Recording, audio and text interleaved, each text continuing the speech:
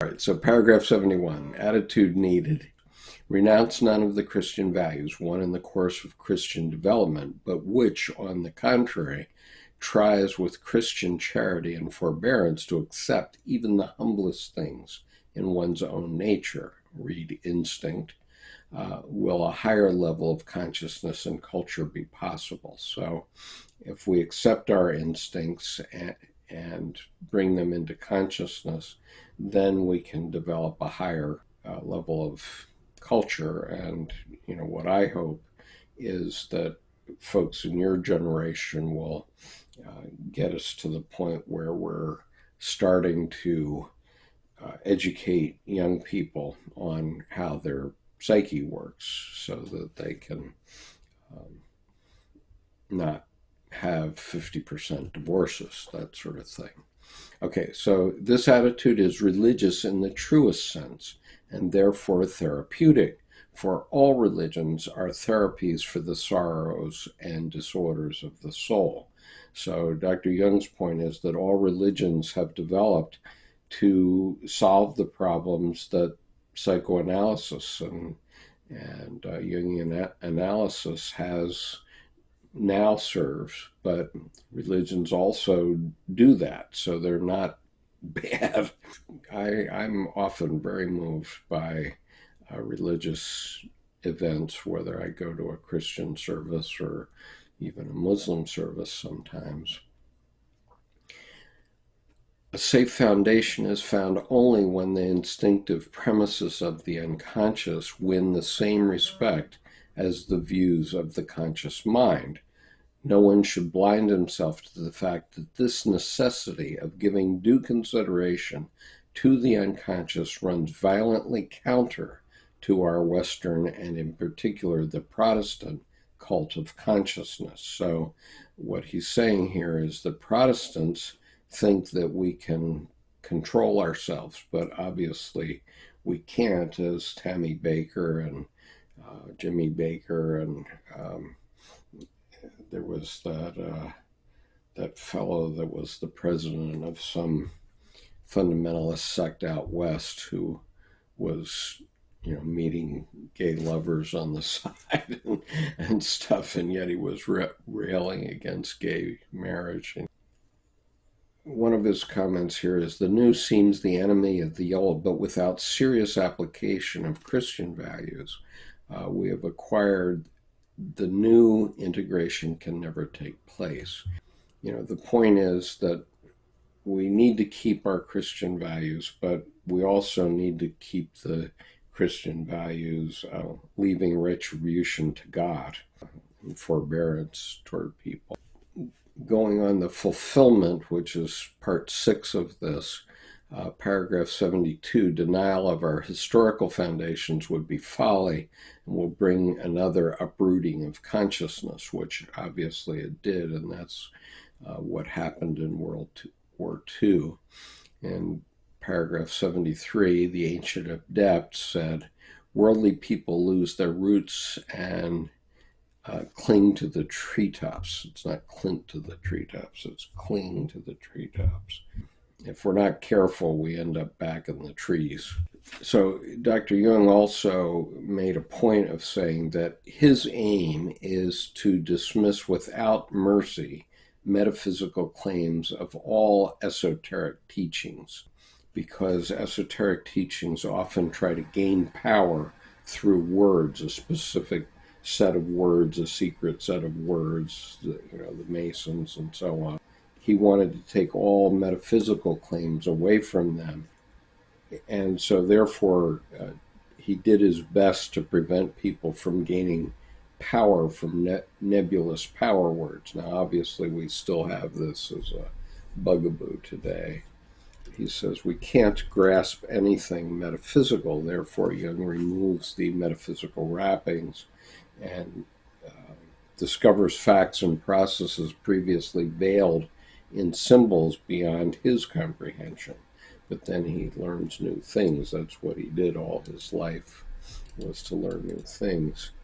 And if he does this psychologically, that if anything metaphysical, it has the best opportunity to show itself. So he's not ruling out the possibility of metaphysics, but he's saying that, the more that we can explain from a psychological perspective, as I try to do with things like the tarot, then if there is something metaphysical, here's the irony: everything in psychology is metaphysical. Okay. Right? Because it's around the physical. It's in the psyche. It's not in the physical world. And so that's the irony of the whole position that he took all through the 20th century. He says, I'm not talking about anything metaphysical. And everything he was talking about was metaphysical. I think in fairness, what Edward Edinger said in his final interview is the best way of thinking about it, which is Jung was a scientist. He had to develop an entirely new scientific method for a science that is even today still in its infancy. And he said late in his life, we know nothing about the unconscious. We know no thing, is how he said it. Instead of saying nothing, he said, we know no thing about the unconscious. I think that it's fair enough to say we still don't. There are a lot of PhD theses out there possible. I don't think that that's my job or either of your jobs to do that PhD, but we need somebody to do it because if we acknowledge that the psyche exists and start to think in that way, then we're going to be far better off. I had a couple more questions for you, Skip, if you Sure. if you have time. Go ahead. Yeah, definitely. So you had a throwaway comment about my generation, and I guess you're more of an optimist than I am. For us to make progress towards the ability to be more introspective and incorporate more of our unconscious into our consciousness. But I don't know, the way I see things going, I see like an epidemic in anxiety and depression. I see our Western society is still running away towards hyper consciousness and inventing all these very complex AI systems. Mm-hmm. And it only seems like we're looking outwards, and there's more we're more inundated with information than we ever have been, which is drawing our attention more outwards. Absolutely. I tend to look at things going forward in a more pessimistic way. The past we've had with nuclear weapons and those sorts of things. Sure. And we're still on the brink of nuclear war after so many decades. I don't know. Can you cheer me up a little bit? Well, we're not dead yet. Okay, good. So things were a lot worse in the 60s and the 70s in many ways. I mean, not only nuclear weapons, but also the society was coming apart then because of the Vietnam War and because of the civil rights movement at that time. And so things have actually significantly improved from those times, believe it or not. What I have done for the last 30 years since I've lived in the Washington area is anytime I've had a guest in this area, I've taken them into DC, into the 8th Street corridor, and I've shown them the shadow side of America, which is that the 8th Street corridor had not been repaired since the riots after Martin Luther King's death. And so all along this corridor that goes within 3 blocks of the U.S. Capitol, there were buildings that were still boarded up from that time. But I tried to do that yesterday, and it turned out that they have cleaned it up now, finally, after 50 years. Okay, the last time I was there were still 1 or 2 buildings there that were still boarded up, but they're all gone now. So it took 50 years. And when I went to Washington in 1968 as a second lieutenant in the Marine Corps. Resurrection City was on the mall.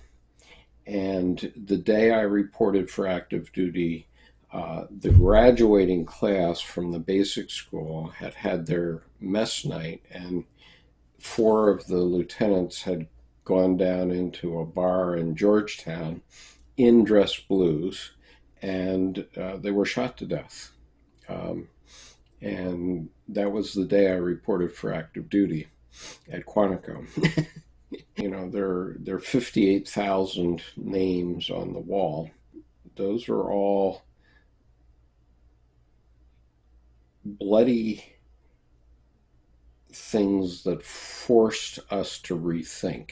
And now we're experiencing the same thing with the opioid epidemic. I mean, now almost everyone in the US now has an experience of somebody who's been close to them that died of opioid overdose. We've had 2 in the last year. My brother-in-law's son died last May, and a very close friend lost his 31-year-old son a month ago.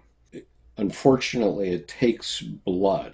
I actually wrote an article at one point called "There Will Be Blood," and it's only through blood that we change. As human beings, it takes blood. It takes a blood sacrifice before we change psychologically and come into consciousness more about things. The problem that we have right now on the abortion debate is that most of the women who've been persuaded to be against abortion are under 50, okay? And Roe v. Wade was 40 years ago. But, what they don't remember, but I remember, is that we had horrors in the United States before there was medically available abortion. Instead of abortion being done in hospitals, it was done in sorority houses with knitting needles and coat hangers. And, lots of women died. 15% of the medical community was committing abortions illegally, so they were committing felonies. So we had 15% of our medical community as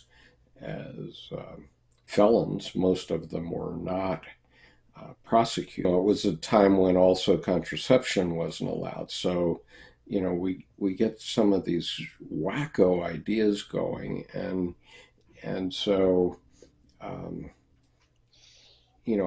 I hope we don't lose Roe v. Wade, and only because I know we won't save any babies anyway, and it won't save any babies to prohibit it, and instead we'll brutalize our society again. And when that happens, then there will be blood, and then people will change back again, and there will be a follow-on to Roe v. Wade. It won't be Roe v. Wade, but something else will happen.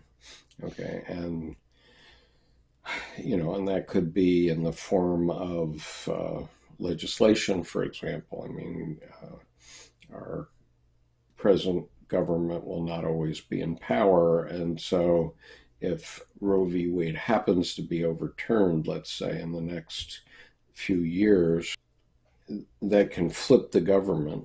And when it does, by then people will start to see the bloody consequences of changing that position, and then they'll change it back again. So, but unfortunately, we as human beings need the blood, need the deaths or the tragedy in order to see that we have to change. Unfortunately, that's what I think. Yeah, that's very unfortunate, and it's put it really in perspective when you're reading someone like Dr. Jung, who is centuries ahead of his time. Yeah. And it's like, can't we get there already? Do we have to really go through all this, like you're saying, blood and and turmoil. But I Yeah. guess you're right. It's a part of our nature. Yeah. And so, I've gotten a lot more relaxed about our politics than I was even maybe 2 years ago. As I've been doing this web channel, it's made me change my perspective also. I certainly see my personal shadow in the current administration. If I were if I were the president and had been brought up like the president has been brought up, I have to admit I would probably do the same thing that he's doing or something like it. And so it's very hard to condemn him. And of course, when you condemn, um, you cause an equal and opposite reaction, and which is what our problem in our national neurosis is. That gets resolved by some god awful war. I mean, if we go off to war in North Korea or in Iran or something like that, which can easily happen with this administration, then we'll probably pull together as Americans more. Okay, that's what happened after World War II. That's why the 50s was kind of a quiet, idyllic time in a way. Certainly it was for me as a white Anglo-Saxon Protestant kid coming up in the 1950s. It was sort of that idyllic Norman Rockwell time. And then, but I had been told by my father that things had been bad previously. I mean, my father, when I was 6 years old, we were in Kodiak, and there was like this racetrack, and around the racetrack were private housing for all the officers on Kodiak. And at one end of this racetrack, it wasn't a horse racetrack, it was like a running track type thing, a running field. And so at one end of this field was a little red schoolhouse, and I had gone to kindergarten there. And I was supposed to go to first grade there. And one day my father took me out in the middle of the field and turned me toward the schoolhouse. And he said, well, you're not going to go to school there anymore. And I said, why? And he said, well, they're turning it into a bachelor officer quarters. And he said, but they're not going to be any officers there. And I said, what? I was 6 years old. I'm trying to figure out what the heck he's talking about. And he says, well, there's a black chief that is here, and they're going to house him there. And so none of the white officers will stay with him. So they're going to use the old bachelor officers' quarters that had been there all along. And so this schoolhouse was being converted to a bachelor officers quarters, but the Navy was only going to put one person in there, which is this black chief. Now, this was in 1953, so it was 6 years after the military was integrated. And then he told me this story. He said that there's a lot of hatred in the Navy between the races, and that he was telling me a story which I thought had been in real time. In other words, at 6 years old, I didn't understand what the time frames were. And I thought he was talking about something that happened when he was at the Naval Academy. But the first black midshipman that came to the Naval Academy was taken out into the Severn River and put on a buoy out in the middle of the Severn River and left there. And he died of exposure, obviously by white midshipmen. And I thought that had been in his time, and actually it was only in about 15 years ago that I realized who this midshipman was, and it turned out that had been an incident that occurred in 1880 or something like that. But here's my father recounting it to a 6-year-old in Kodiak, Alaska. So it was obviously very meaningful to him at the time. I've seen a lot because when I was in Norfolk and going into the seventh grade, the governor of Virginia closed all the schools for 1 year to prevent. In Norfolk, it was 17 black kids were going to go to the white high schools. And there was one girl, one black girl, was supposed to go to the seventh grade with me in Northside High School. Because that one girl was going to go to the high school, the governor closed all the schools in the state of Virginia, all schools in the state of Virginia for 1 year.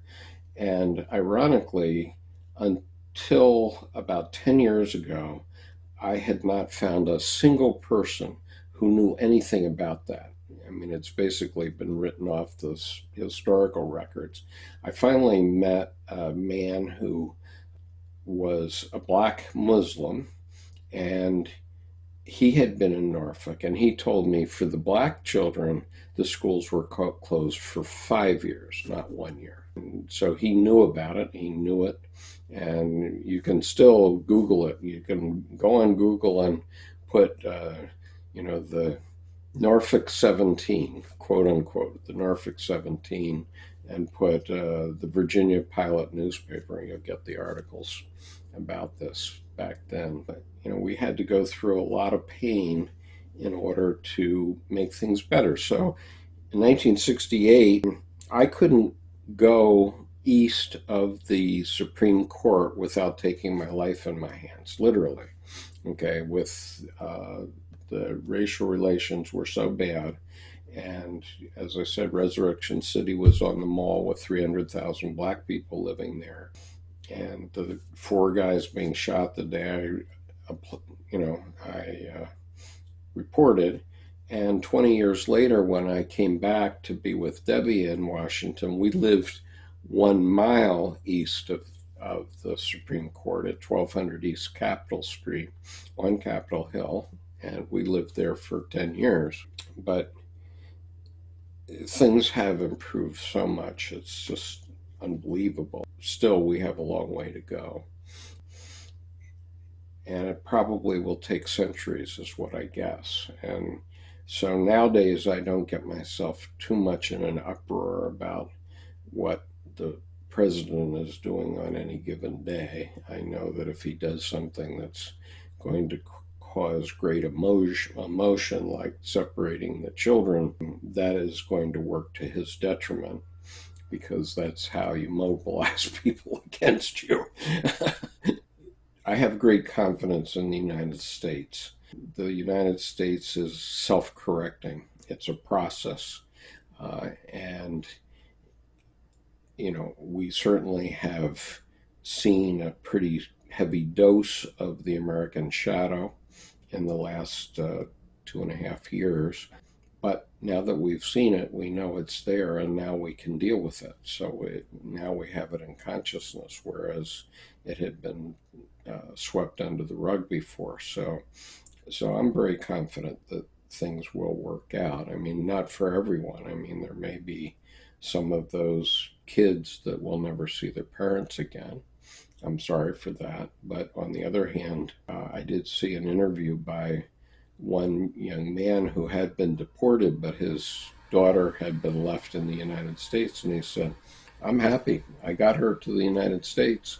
She's going to be adopted by somebody, and she's going to be an American now. So he was happy because she'll have a better life than he did. I think that's the way a lot of people look at it. I mean, when my ancestors came to New Amsterdam, they were escaping the 80 Years' War, which was the war where every year for 80 years the Spanish Catholics came up to Protestant Holland and beat the crap out of the Dutch to become Catholic again, which we didn't do. But about 40 years into it, my first ancestor in the U.S. in 1625 said, I just want to farm. So he took a ship to New Amsterdam, and so he his wife and three sons were five of the first 150 European settlers of Manhattan. Man's inhumanity to man, but that's how America was built, really. But I'm happy to take any other thoughts you have here. No, you cheered me up. Things will be better, Dan. Good. Things are going to be better, and I'm not saying next year. Okay, I'm not saying next week. What I know as an attorney, I can tell you as an attorney that we have not heard anything yet in terms of this current administration. I mean, Mueller has been so quiet. He has got to have something that's just a barn burner there. And, all this talk about obstruction of justice and that sort of fringe stuff, that's just total BS. Okay, there is something very deep and very wrong that hasn't come out yet, and it will come out. And I was in a similar position to you in 1972 with Richard Nixon, and I was furious at what he had done, and I thought he would lose the election, and he won, and he served another 2 years. And what I've said on Twitter a few times is, oh, by the way, there isn't going to be a trial. There's not going to be an impeachment. At some point, if this is bad enough, the powers that be, whoever that is, and I don't pretend to know who that might be, but the powers that be are going to go to the president and make him an offer he can't refuse. Okay, and he will resign. Okay, and he'll resign to save Ivanka and his grandchildren.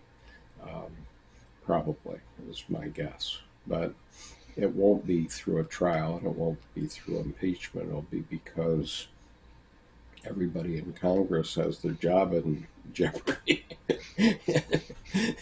That sort of thing.